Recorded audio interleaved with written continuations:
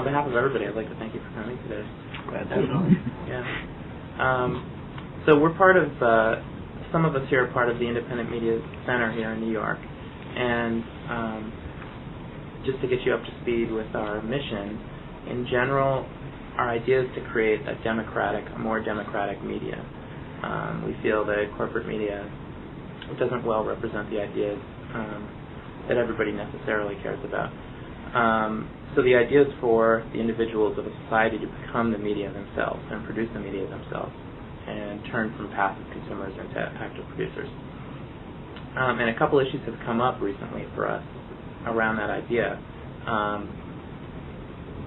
The idea of editorial and also the idea of, well, I'll just state them both. There's the idea of editorial and what it means to have editorial control in a democratic media, and then also what the role of the individual is as a journalist. If we were professional journalists, we'd be committed to objectivity, but what does objectivity mean? Is it actually used to serve the interests of a newspaper that's trying to sell advertising to both sides of? And so, should we be objective or should we be passionate, and how do we report when we haven't been trained as journalists? Well, I think reporting when you haven't been trained as journalists is probably an advantage.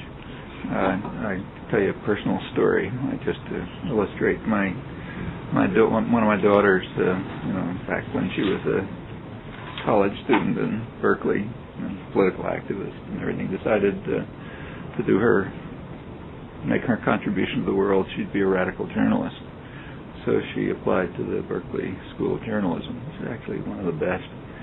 I asked a friend of mine, who's an old friend, who at that time was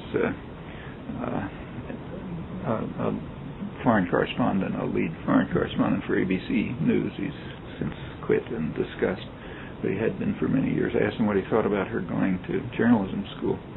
And he laughed and he said, she'll learn how to say nothing in 700 words, which is, in fact, she lasted about 2 months, and that's what she was learning, and quit. So I don't think you're missing much. I mean, you could sit in on journalism school classes if you like and see what you're missing. As far as objectivity is concerned, I think it's a wonderful thing, and I don't think journalists are trained for objectivity. They're trained to keep to the surface of events. So they're trained to, if you see something in front of you, sort of try to give an accurate description of that. But that's not objectivity. I mean, if chemists did that, you'd know nothing about chemistry. You'd know that, you mix things together and you get funny colors and that sort of thing.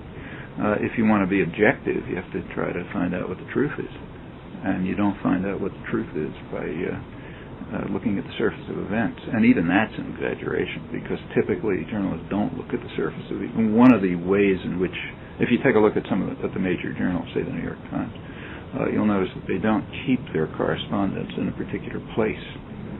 And the reason is, if you keep them in a particular place, they start to understand what's going on.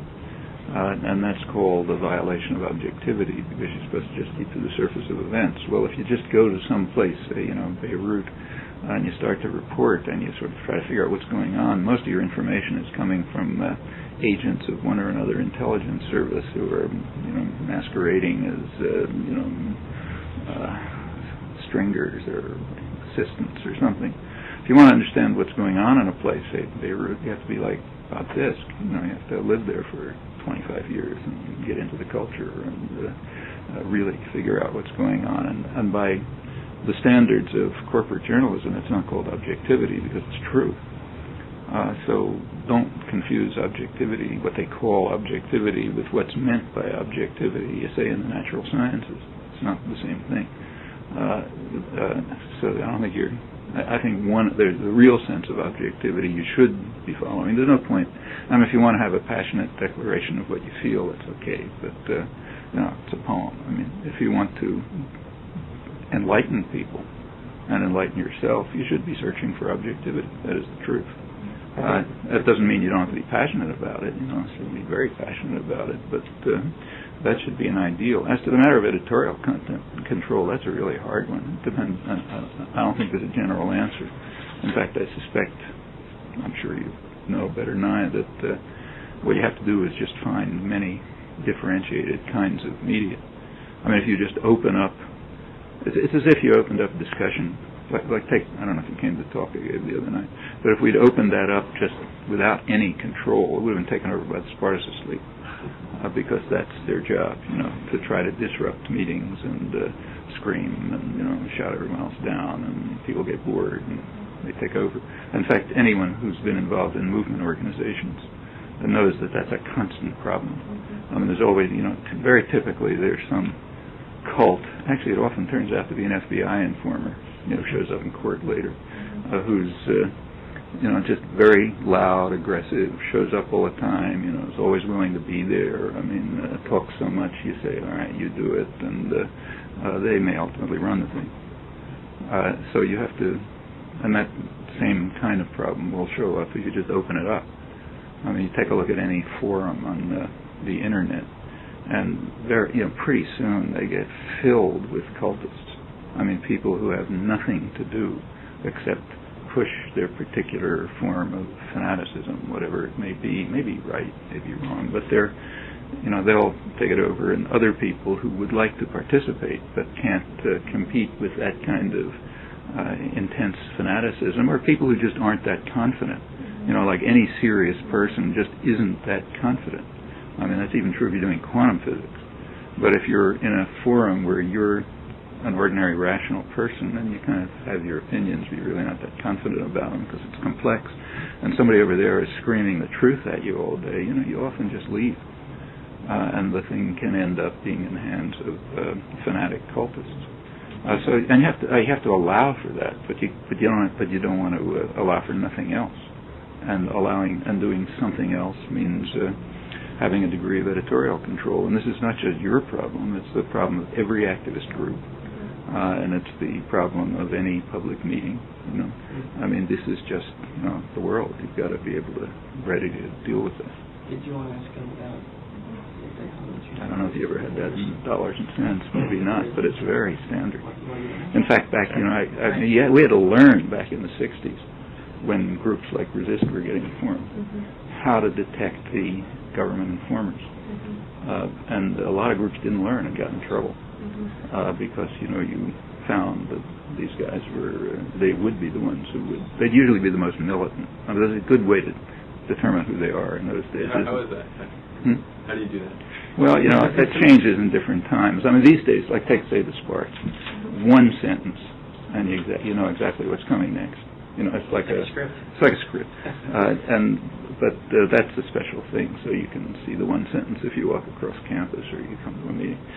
With regard to government informers, particularly if you're involved in anything that's kind of a little on the edge, like resistance, for example, when that was a serious issue, the informers were usually the people who were screaming off the cops, and looking like a kind of a caricature of a hippie, bandana and clothes and sort of thing. And very militant, usually. You're all a bunch of cowards. You're just kind of liberals covering up. Let's go out and kill the cops or something. Those are the guys who showed up at the meetings, at the court cases as informers. And in fact, the way to deal with it, everyone quickly learned who didn't. A lot of people got caught. The ones who didn't just used affinity groups. So, for example, when we were involved in things that were really serious, like deserters or something, we never did it in a public meeting, even a meeting of 10 people. It was always with an affinity group of 2 or 3 people who know each other. Then maybe give a general report to the general group. Yeah, I think people are rediscovering Brian Glick's book, The War at Home, by Southern Press, which has the resource for how to deal with the COINTELPRO style. Yeah, and that's dealing with the government type disruption, which is always there, but it's much more general. It can be perfectly decent people who just happen to be fanatically convinced of whatever they're convinced about. And, maybe it's something reasonable, but it's with a level of fanaticism. Take, say, Kennedy assassination buffs. I mean, they're very good people, a lot of left types, left activists involved. Personally, I think it's all crazy, but maybe they're right. But the point is it's done with a degree of fanaticism, so you can't deal with it. Unless you want to spend your life on it. If you don't want to spend your life on it, tell them, all right, you do your thing, I'll do my thing. But that In the book that you co-authored with Edward Herman, The Political Economy of Human Rights, you lay out 3 kinds of bloodbaths: benign, constructive, and nefarious. Benign bloodbaths are human rights atrocities U.S. media and State Department do not care about, and you said nefarious bloodbaths are atrocities that U.S. enemy states commit. And constructive bloodbaths are atrocities that the media and State Department support. Currently, it's apparent that the 2 areas in the world where some of the worst human rights atrocities are being committed, Colombia and Israel, would seemingly aptly qualify as examples of constructive bloodbaths. Basically, the U.S. media has reported that we are dutifully supporting Israel in its brave defense from Arafat's conspiracy to carry out some violent uprising or something in Colombia, that we are fighting the drug war right at its source. As is often the case, reality seems to differ from the pretenses of the corporate media. What are the real reasons why these bloodbaths are constructive? In the overseas press, can we actually find reporting and analysis that does not assume State Department positions with that question?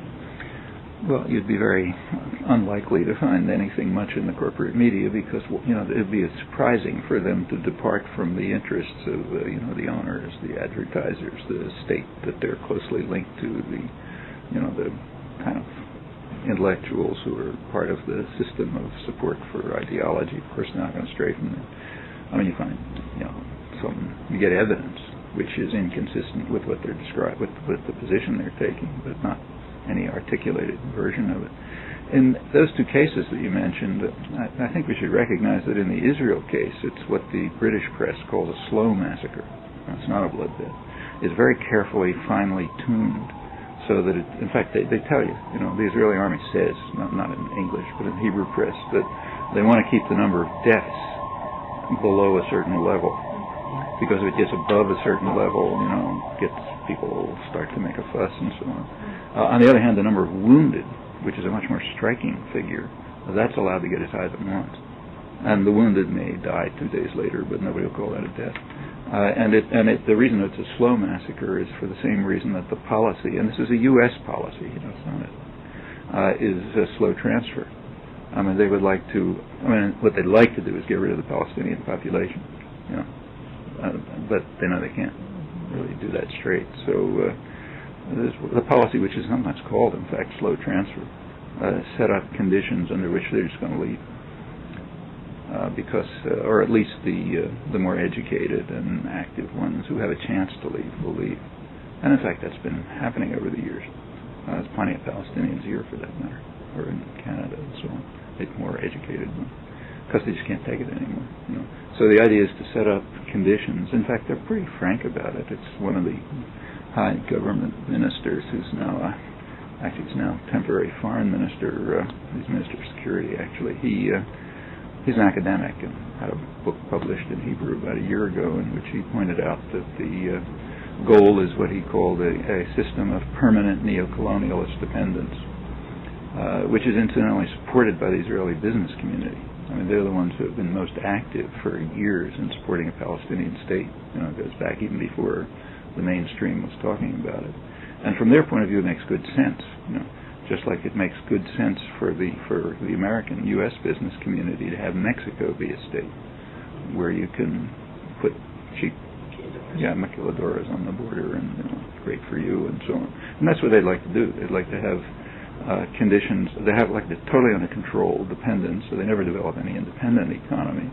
And either people leave, which is optimal, or if they stay, they can become assembly workers in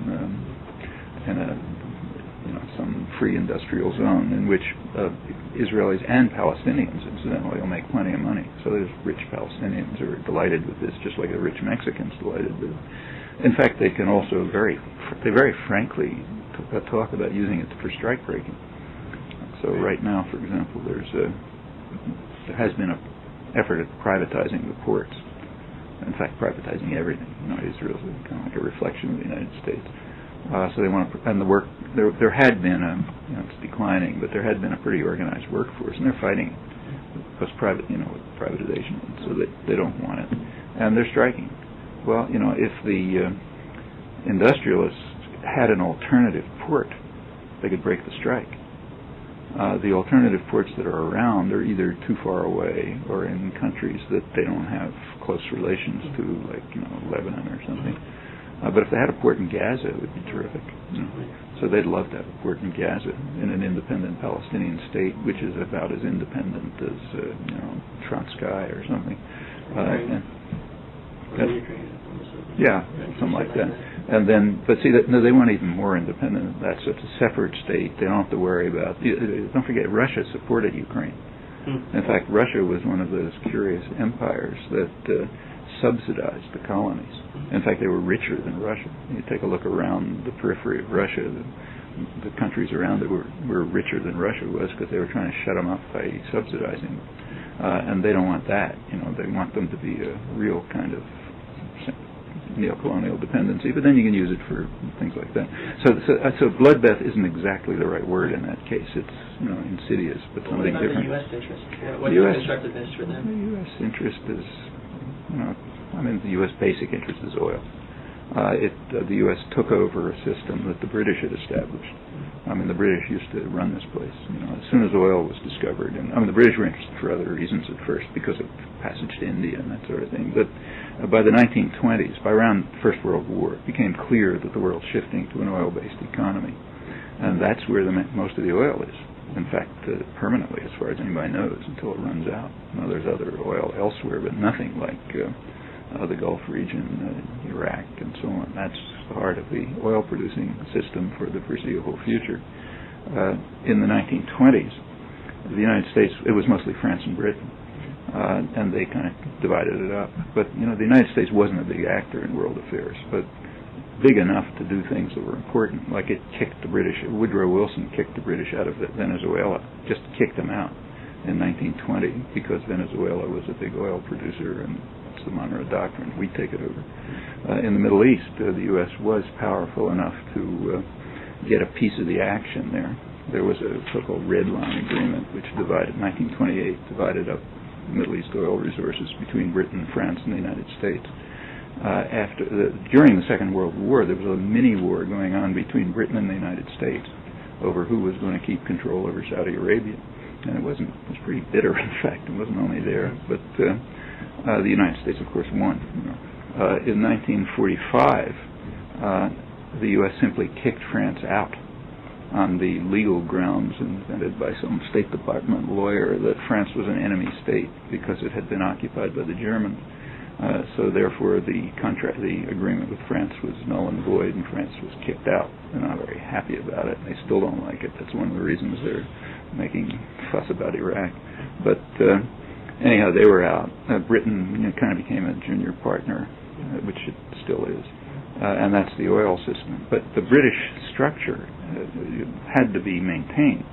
The structure that the British imposed was what they called an Arab facade, meaning weak, dependent states like principalities and so on that would sort of be in charge of managing the system, but in the interest. But they have to be weak because the British have to make sure that they do the right thing, and of course British forces in the background in case anything goes wrong, and that's carried over. So the Arab states, the oil producers, are facades. They have to be weak, but enough to sort of control things and buy off the population or repress them or something. Indigenous nationalism. Well, any kind of nationalism is unacceptable, but that's all over the world. But the independent nationalism. But the problem is the Arab facade has to be defended against its own populations, and that requires muscle. Well, the U.S. system has been, particularly since the 60s, it was before, but particularly since then, was explicit. It was to have what the Nixon administration called local cops on the beat, meaning peripheral states that would would protect the Arab monarchies. And the peripheral states were non-Arab. They do better in killing Arabs. So it was Turkey, which goes way back, Pakistan, Iran, which was then under the Shah, loyal ally, and Israel. Israel, Pakistan, Turkey, and Iran were in a kind of informal alliance. In the case of Israel and Iran, it was very close. It was kind of, theoretically they had no relations, but practically they had very intensive relations, and it was sort of known. In fact, there was a kind of tripartite alliance between Saudi Arabia, Iran, and Israel, which was particularly striking because Saudi Arabia was technically at war with both Iran and Israel. Iran had taken over some Arab islands, and they didn't like it, and Israel, they were at war. But it was an alliance, and in fact it was pretty well known. So like Henry Jackson, who was the senator, who was the big specialist on the Middle East and oil and so on, and kind of the leading person in the Senate, he simply described it outright as a tripartite. This is our control of the oil regions is based on an alliance between friendly countries: Saudi Arabia, Israel, which has the oil, Iran, which has some oil but had a lot of muscle, and Israel, which has the muscle.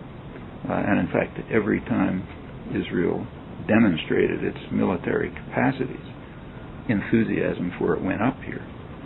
Support for Israel has nothing to do with fear about Israel. It's exactly the opposite. It has to do with admiration for its military prowess. And you can see that both in looking at military aid or just reading intellectual journals.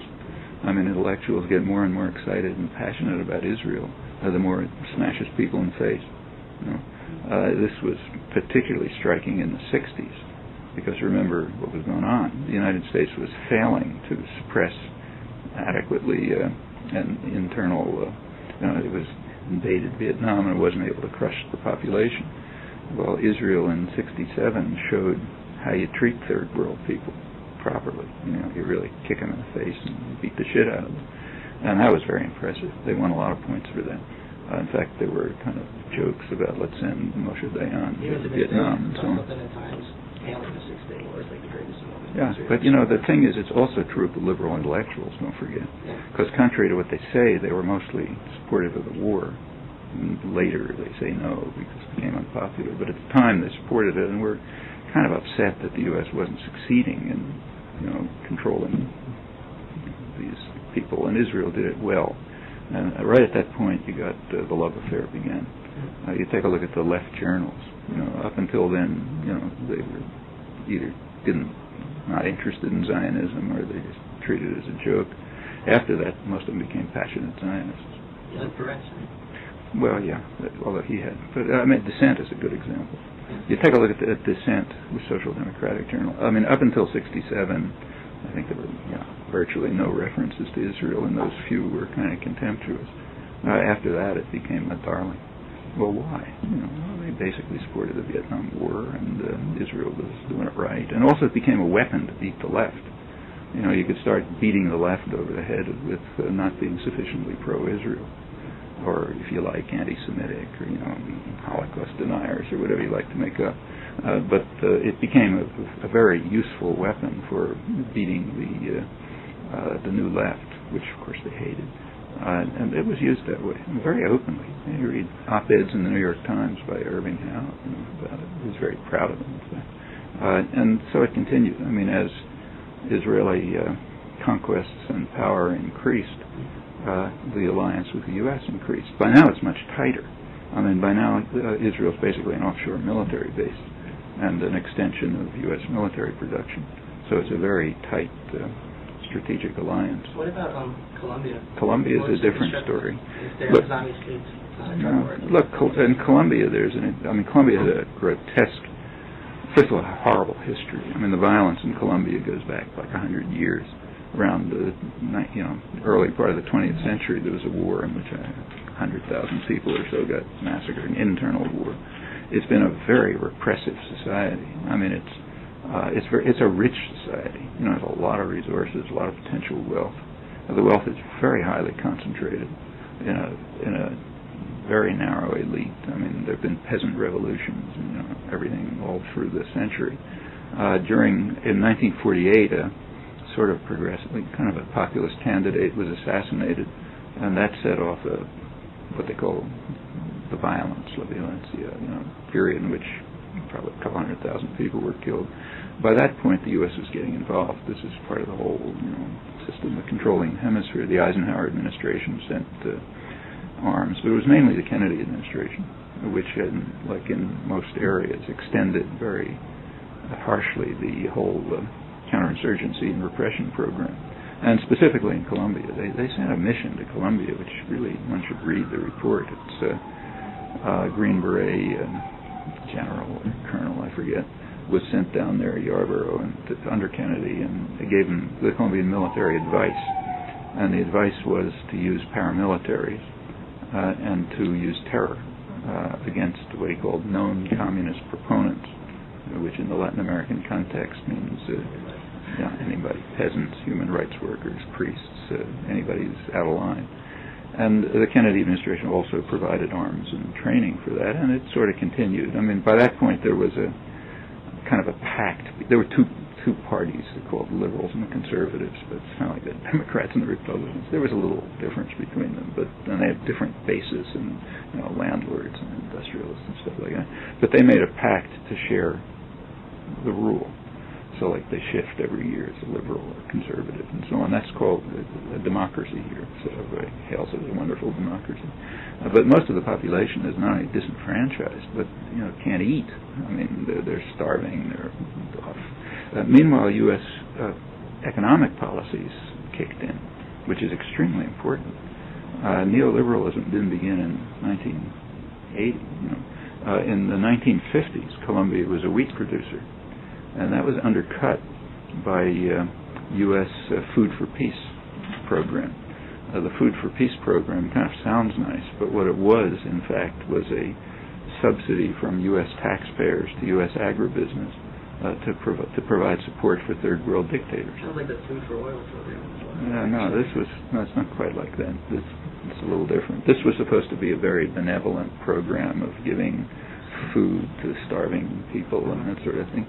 But if you really look at the mechanisms, I mean, of course, it's a taxpayer subsidy, the agribusiness. That's where's the food come from? How do you send it there? But it went to specified countries where, in fact, it was turned into what was called counterpart funds. So they got local currency, which they could use, and they very often used it for repression and military support. So they then ended up buying American arms with it. I mean, it was and what it did in Colombia, anyway, was undermine wheat production. Because, the wheat producers can't compete with free food coming from the United States, so that died. The big move was in around 1970. The non-aligned countries, by the decolonization had gotten somewhere, and the non-aligned countries were becoming a kind of a force in the world, and they organized a program which included a call for what they call a New World International Economic Order. Because around 1970, UNCTAD, the UN Agency for Trade and Development, that was set up to support this, to be the economic advisors for this. And part of it was, of course, it was just laughed at and turned down flat. But part of it was a commodity. It was a program to maintain commodities at a relatively stable level. I mean, commodity prices oscillate all over the place, and it's extremely harmful. Inside the rich countries, like, say, the United States or Europe, commodity prices like food are kept reasonably stable by huge taxpayer subsidies. So there's tens of billions of dollars given by now mostly to agribusiness to keep prices within a certain range so they don't move up and down too fast. Well, that's what the third world wanted. And what it means there is survival. I mean, if you're if you're a peasant producing coffee, and the price goes way down one year, you can't tell your children, don't bother eating this year, maybe it'll go up next year. If you're agribusiness, you can manage, you shift around your expenses or something. So, and this was, of course, killed instantly. And the effect was to drive peasants out of coffee production. In fact, then when the neoliberal policies kick in, like in Bolivia and elsewhere, they basically drive. They're all flooded with. They have to accept U.S. agricultural and European Union agricultural exports, which are all subsidized and so on. But and of course they undercut agriculture. Same thing happening in Haiti. In fact, it's happening everywhere. That's one of the reasons wages are going down in Mexico, contrary to whatever economic model predicted. Not economists were paying attention. But if you look at the economic models, they all had nice theorems which proved that wages are going to go up. Okay, they've gone down. One reason is the models didn't take account of the fact, although plenty of economists were telling them this, that the effect of NAFTA is going to drive huge numbers of Mexicans off the farms. Where are they going to go? Okay, flood into the cities, lowers wages and stuff. But some people stay on the farms, like in Bolivia or Colombia. So what happens to them? Well, they're actually, economists have a message.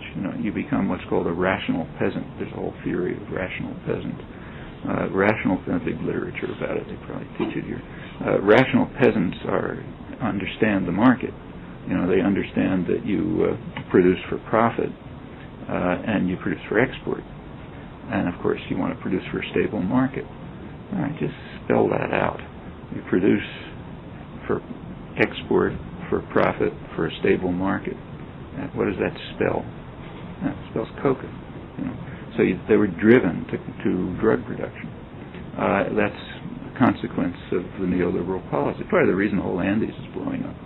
And then, of course, when they do that, then you come in and you kill them. So anyway, this all interacted with the ongoing peasant uprisings and guerrilla movements and so on, which go way back.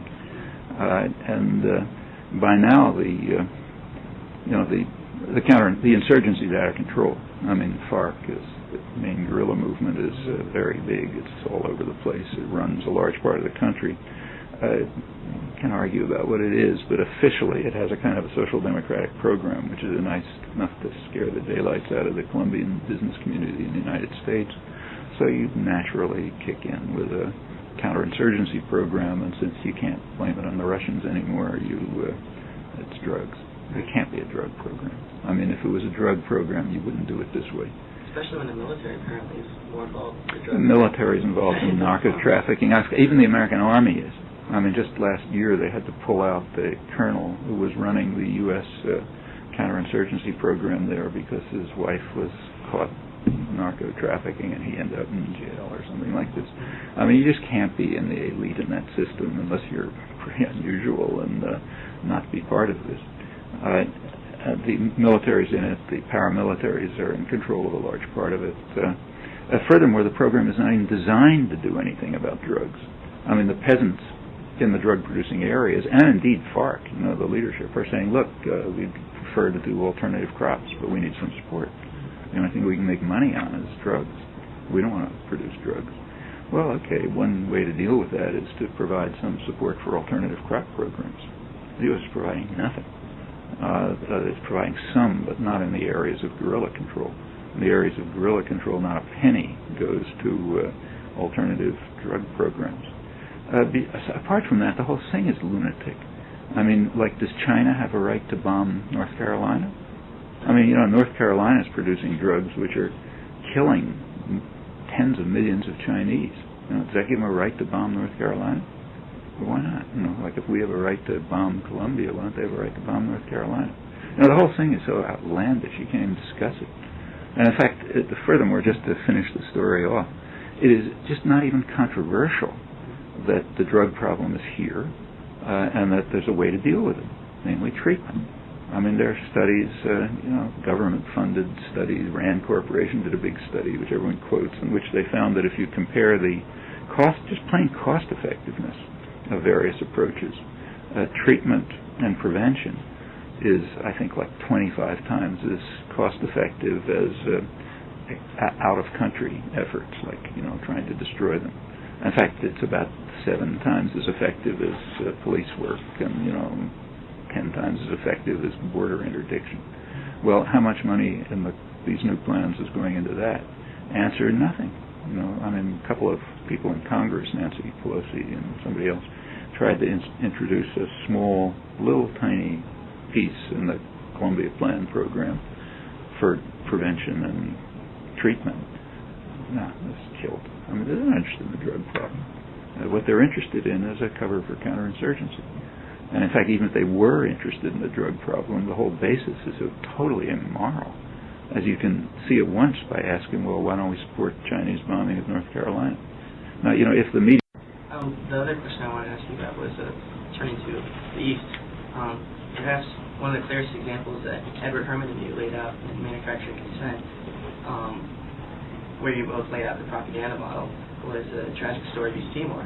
Last September, human rights activists, this is the working folks in the East Timor Action Network, we're certainly not accustomed to the flood of coverage of the situation in Timor.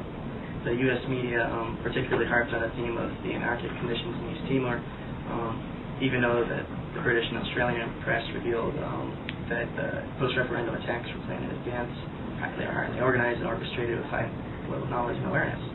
Nevertheless, even with this and many other voids in the coverage of September's events, one could be misled into thinking of East Timor's people as being now worthy victims of the attention. How would you explain to someone with this impression that despite the media attention last September, East Timor's people were still far from being worthy victims? Well, first of all, the atrocities in East Timor go back to 1975, and the U.S. is up to its neck in them. It's primarily U.S. and British atrocities. And nothing changed in 1988 and 1999. In late 1998, commandos, Special Forces commandos, who are noted for their brutality, trained and armed by the United States and Britain, entered East Timor along with thousands of Indonesian soldiers to carry out what was called Operation Clean Sweep. It was a mass terror and intimidation operation that started in November 1998, picked up steam early in 1999, and it was aimed at making sure that if there ever was a referendum, that people wouldn't vote for independence. American intelligence knew all about this. The U.S. government knew all about it. In fact, I knew about it just reading the Australian press. It wasn't hard not to know. The American correspondents, if they wanted to know, they could have known. It was, like you said, this is early 1999. This is not post-referendum atrocities. This is where everyone's screaming about Kosovo. It was much worse than anything going on there. And the U.S. kept supporting it. Britain kept supporting it. In fact, the U.S. kept supporting it right to the end. Into September, the referendum did take, as you said, the generals were making it very plain that if the population voted the wrong way, they're just going to finish them off. It was known. You didn't have to speculate about it. Meanwhile, the U.S. position was, quote, it is their responsibility and we don't want to take it away from them. In fact, the U.S. had joint military operations with Indonesia we ended up in August 25th. Iron Balance Program. Iron Balance Program was 1998. That was a secret, illegal program that Clinton was running to train Indonesian officers, including Kopassus commandos, in violation of congressional legislation. And that was reported in England and Canada. It still hasn't made the press here. That's 1998. 1999, right up August 1999, there were joint military exercises with in fact, for human rights, they were called. That was 5 days before the referendum. Okay, referendum took place. Population amazingly voted for independence. Tremendous courage. The army did exactly what it said it was going to do. Within a week or two, it had driven out about 85% of the population, destroyed 70% of the country. About 250,000 were driven into Indonesia. Most of them are still there. Incidentally, the U.S. won't do anything to get them out. By that point, there was mounting pressure. There was pressure in Congress. There was pressure from the church. There was pressure from activists. There was tremendous Australian pressure. The Australians were really getting upset. Not the government, but the population was getting really upset. Finally, in September, at an APEC meeting in New Zealand on September 10th approximately, Clinton finally shifted sides. He said, okay, he basically told the generals to get out. Within a day, they were out. But they already done. Well, it was mostly done, and they had said they're never going to leave. They were going to resist any intervention. As soon as they got the word from the United States that it should stop, literally within 2 days, they started withdrawing, which shows you how much latent power there was. Then after they withdrew, an Australian-led UN contingent came in. By then it was over. They should have gone in. I think it's a good thing, but there's it's not an intervention. It's not. Now, as far as the media were concerned, by then you could sort of cast it as to be precise, even before these atrocities, before the U.S. shifted, the media were already beginning to cover it. So you could get stories in the New York Times and op-eds about these horrible atrocities going on. It was pretty hard to. Yes, there were a lot of people there. Remember, the referendum was covered. Tons of people. The UN-run referendum. So by September, there were beginning to be coverage and even criticism of the government. Like the New York Times ran one very strong op-ed. by John Versa, his name is. He's an Indonesia historian who was a UN observer, who wrote a very bitter editorial denouncing the Clinton administration, op-ed a couple of days before they shifted, and protests were getting places. But it's it's after the atrocities, basically, and the U.S. position remained early September. Their responsibility, we don't want to take it away from them. And in fact, the British were sending Hawk jets even after the UN force landed. I mean, they didn't cancel and now it's back to disaster. And of course, you had Anthony Lewis saying that the U.S. shouldn't have looked the other way when, of course, they are looking right at it the whole 25 years. Yeah, but that was it wasn't just Anthony Lewis, everybody else as well. I mean, take your senator from New York, for example. Moynihan has got primary responsibility for this. And he explains it in his memoirs, which were written in 1978. Nobody could miss it. In his memoirs in 1978, he was UN ambassador. He says something like this. He said, the State Department wanted things to turn out as they did. I was given the responsibility of rendering the United Nations ineffective in anything it might do, and I carried that out with no considerable success. He's proud of it. He then says, well, within a few weeks, about 60,000 people were killed, and then goes on to the next topic. And he's very proud of it. In fact, there was a UN Security Council did order the Indonesians out, and they couldn't get anywhere because the U.S. wanted it to turn out as he did, just like he said. This has been in the literature for 22 years. It's kind of like hard to miss. I mean, I've been quoting it for 22 years. Try to find a reference. Yeah. Like the Times Magazine had a... Even during September, there's no reference. Just last week, Times Magazine had a cover story by Jacob Weisberg, nice liberal intellectual, on Moynihan, retiring, so big fuss.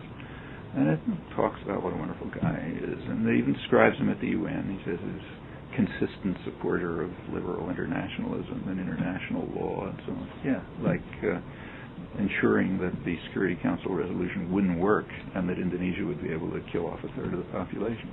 That's not mentioned. It's not mentioned by anybody.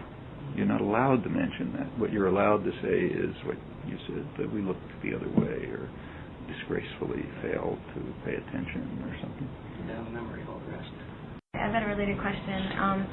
Well, first of all, you mentioned the joint military operations. I was wondering what the impact of those operations has been or is currently on other parts of Indonesia.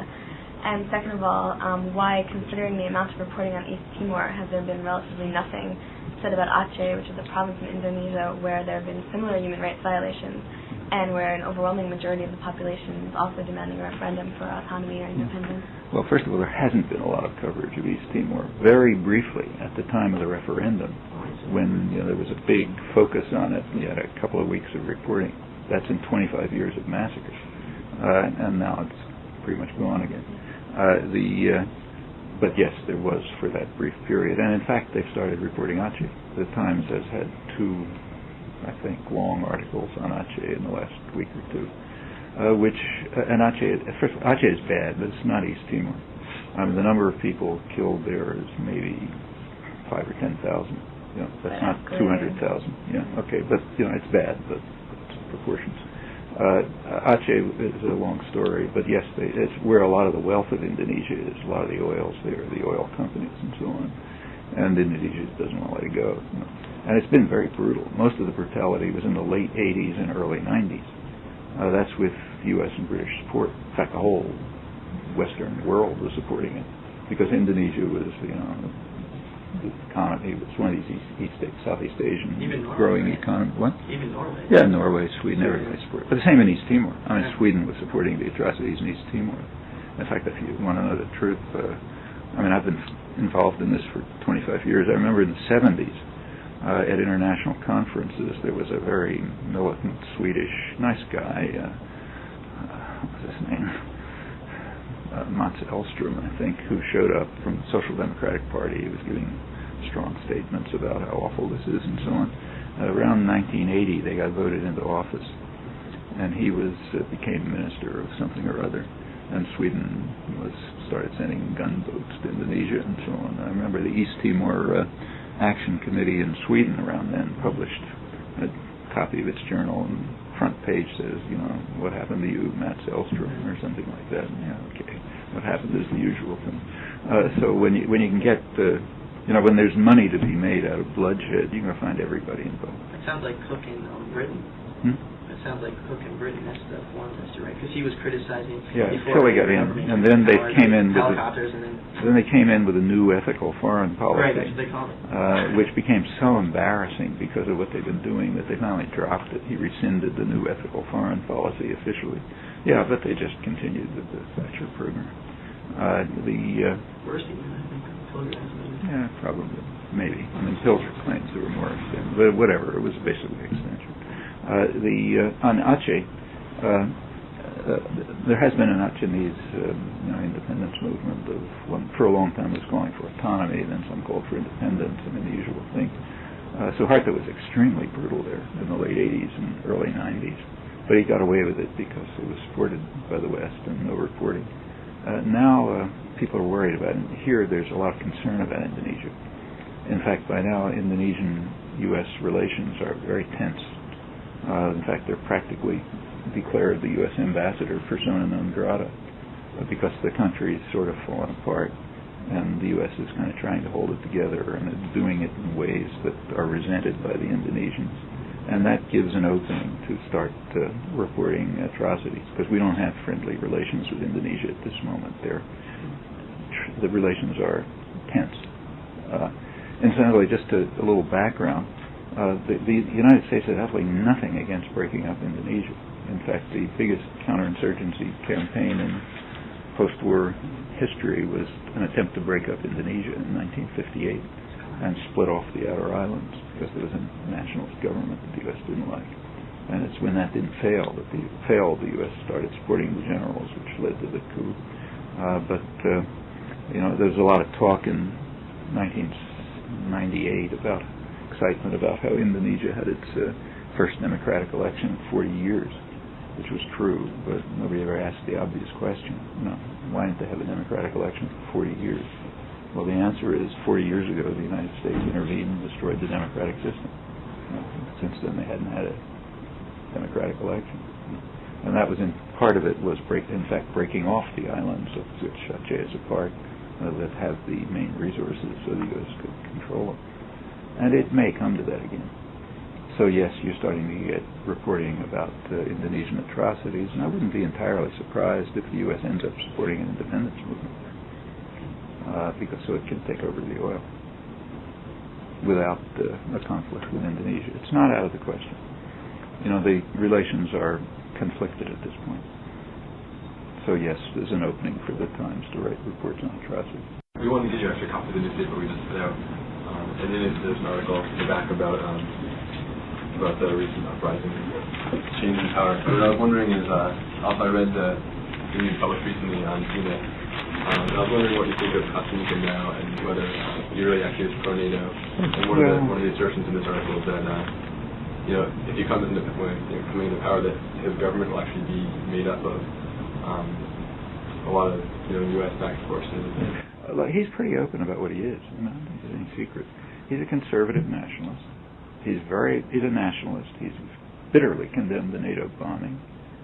He condemned the International Tribunal as just a farce being used to hit Yugoslavia over the head. On the other hand, he's very committed to neoliberal conservatism.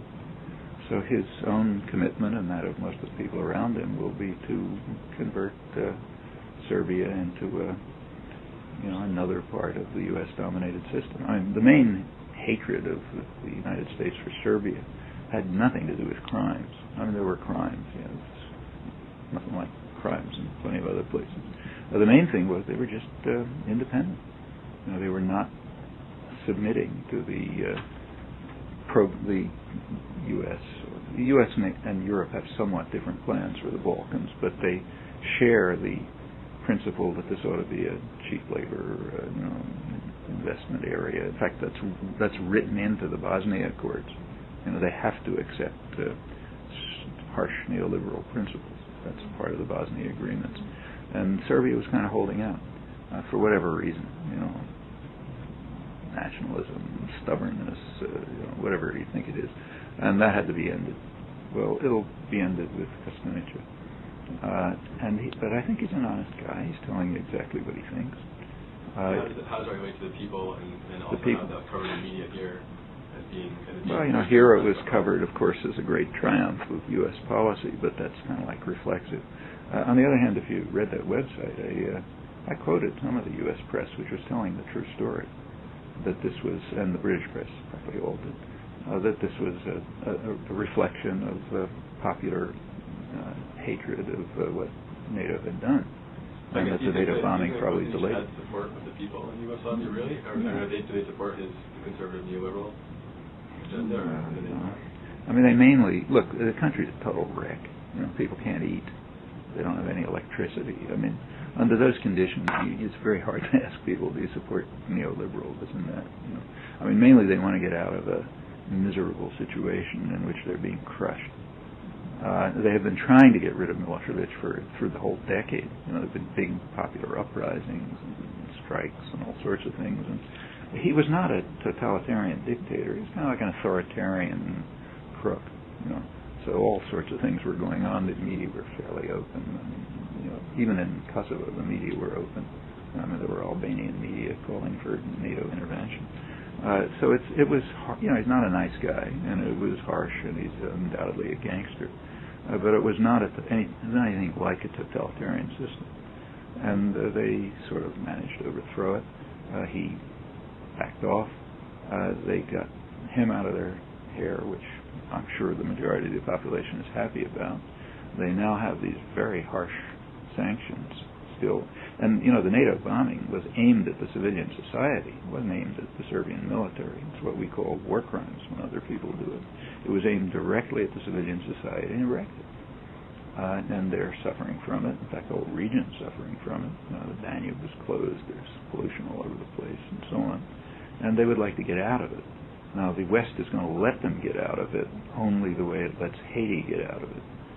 Except very harsh neoliberal programs of a kind that are guaranteed to block development. Just for the record, there is not a single developed rich country that ever even came close to using those programs.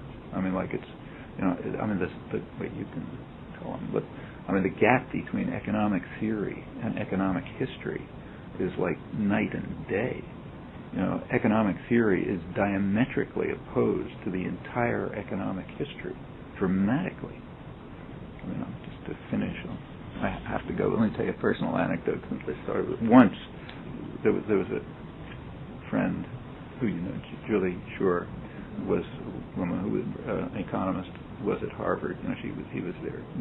She was their gesture towards feminism and radicalism or something. I guess it was best to incorporate in a single person. So she was a young faculty member for some time, not any longer. And when she was there, she was running, the latest faculty member does all the dirty work. She was running the graduate seminar. So she invited her friends like me to come give graduate seminars the only time I've ever done that. And I asked her what she wanted me to talk about. I said, I'm writing about economics. So she said, anything you like. So I came in and the talk was basically this. I said, look, I have a thesis which is so obviously ridiculous that I'd like you to show me why it's wrong, because I don't see why it's wrong. And the thesis was this. They said if in, say, physics or chemistry or in the hard sciences, people have theories. And they know the theories aren't exactly right. The world's too complex. They're idealizing and so on. But they expect them to have some relation to the truth, like occasionally predict something. And I said, the thesis is that there's one field which doesn't keep to this principle, namely economics. That is, the theories are universally refuted dramatically, and nobody cares. And the example that I gave was the development theory that they tout, all their big guys, that the way to develop is through free trade and liberalization and privatization and so on. And then the rest of the talk I just ran quickly through economic history, not controversial stuff. You go from England to the United States to Germany to France to Italy, Japan, the East Asian countries. Every single one of them radically violated it. And to make it more dramatic, they imposed harsh neoliberal, what we call neoliberal principles, market principles, on the rest of the world. And they de-developed it. Like India particularly was major industrial commercial center. It was compelled to adopt free market principles. It turned into a poor agricultural society, and Britain developed. But it didn't adopt those principles. And this just goes on and on. Egypt, just everywhere. I mean, the First World and the Third World were more or less the same about 250 years ago. One of them liberalized by force, they had it rammed down its throat. The other didn't. It used the state-centered development and all this kind of business. And you get the difference, rich and the poor. So I said, well, that seems to be economic history. I mean, how come you've got this theory that totally is refuted? And people thought about it, kind of thought it was kind of amusing, and then we went on to some other discussion. I mean, nobody thought it was particularly